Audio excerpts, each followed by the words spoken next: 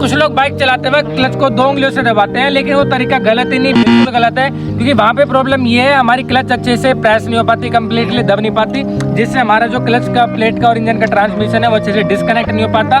उससे प्रॉब्लम ये है, हमारी क्लच प्लेट को भी नुकसान हो सकता है और बाइक के इंजन को भी नुकसान हो सकता है। सही तरीके की अगर बात करें तो हमें क्लच को 4 उंगलियों से पकड़ना है। ध्यान ये रखना है, या तो क्लच को पूरा दबाना है या पूरा छोड़ना है। इस बीच के डिस्टेंस पे हमें केवल एक मूवमेंट के लिए रखना है। जब भी हमें गियर्स को चेंज करना हो, चाहे बाइक को आगे बढ़ाना हो या फिर कुछ ऐसी ट्रैफिक वाली जगह जहाँ पे धीरे चलना हो, तो हम हाफ क्लच का यूज करके वहाँ पे बाइक को चला सकते हैं। बाकी ऐसे और इन्फॉर्मेटिव टिप्स के लिए आकाश कार चैनल को सब्सक्राइब करें।